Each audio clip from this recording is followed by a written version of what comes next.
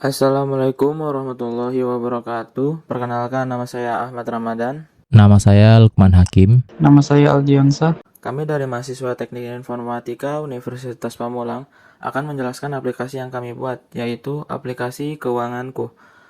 Aplikasi ini bertujuan untuk mengelola transaksi keuangan secara digital, sehingga lebih aman dan akurat dibandingkan pencatatan manual.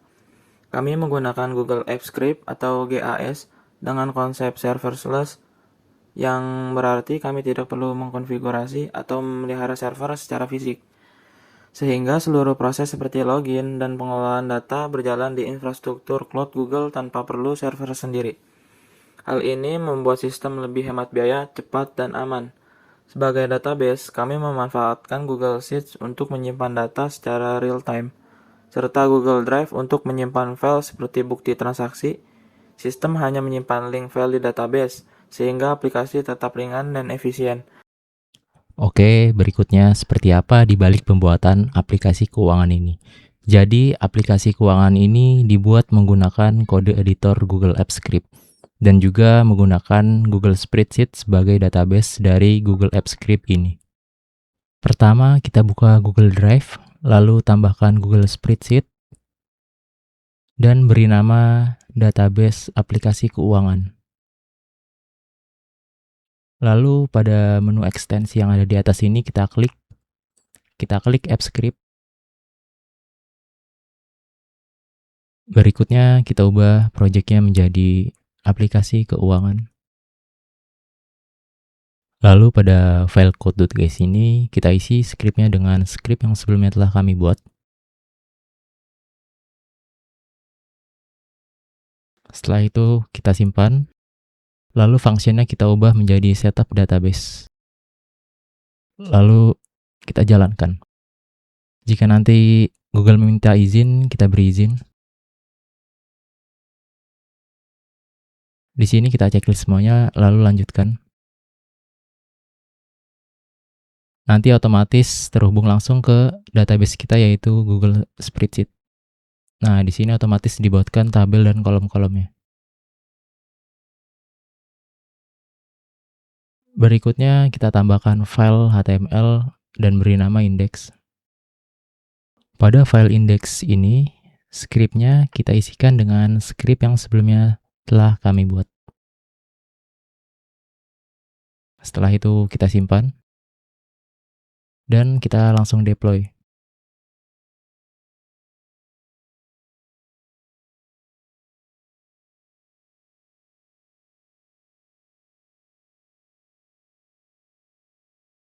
Dan aplikasi keuangan telah berhasil kita buat.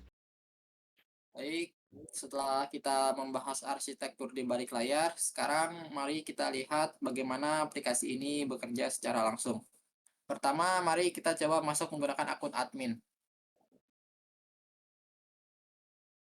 Baik, setelah berhasil login, kita akan langsung disambut oleh halaman dashboard. Halaman ini berfungsi sebagai pusat informasi. Di bagian atas kita bisa langsung melihat ringkasan keuangan kita secara real time, mulai dari total pemasukan, total pengeluaran, hingga sisa saldo saat ini. Untuk memudahkan analisis sekilas, saya juga menyertakan visualisasi berupa grafik tren arus kas dan diagram distribusi pengeluaran. Baik, selanjutnya kita akan masuk ke menu kategori. Sebelum mulai mencatat transaksi, kita memiliki menu kategori. Fitur ini sangat fleksibel. Pengguna bisa menambahkan sendiri jenis-jenis pengeluaran atau pemasukan sesuai kebutuhan operasional mereka. Misalnya menambahkan kategori gaji, tagihan listrik, atau biaya operasional. Selanjutnya kita akan masuk ke menu utama, itu pemasukan dan pengeluaran. Fitur pertama itu pemasukan. Jadi di sini form pengisiannya sengaja saya buat seminimalis mungkin agar proses pencatatan berjalan cepat. Kita hanya perlu memilih tanggal, kategori, sumber dana, dan pemasukan nominalnya.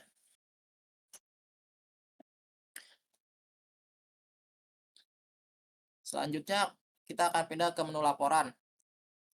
Nah, semua data yang sudah kita input tadi pada akhirnya akan bermuara atau berpindah di menu laporan. Di halaman ini, seluruh riwayat transaksi terekap dengan rapi. Kita bisa menggunakan fitur-fitur filter untuk mencari transaksi di rentang tanggal tertentu atau mencari kategori spesifik. Jika kita ingin melihat bukti visi transaksi, kita cukup mengklik tombol lihat di kolom bukti.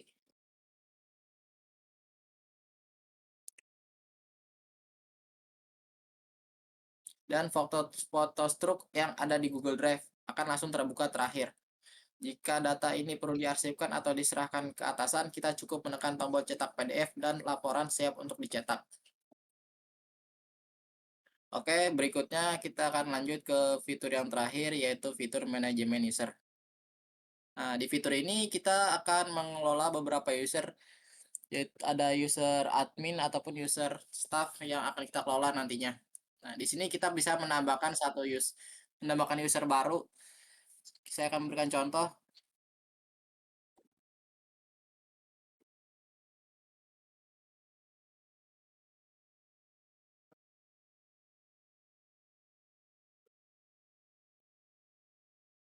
Oke, bisa lihat di sini. Di sini saya menambahkan user baru bernama administrator 2 dengan username admin. Nah,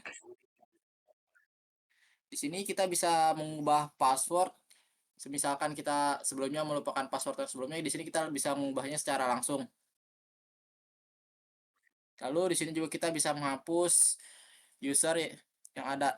Contohnya seperti ini. Saya akan menghapus user administrator 2 yang baru saja saya buat. Bisa terlihat user administrator 2 hilang dari table. Jadi begitu saya contoh dari manajemen user ini.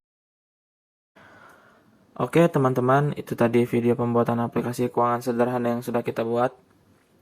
Nantikan video dari kami selanjutnya dan jangan lupa like, comment, share, dan subscribe.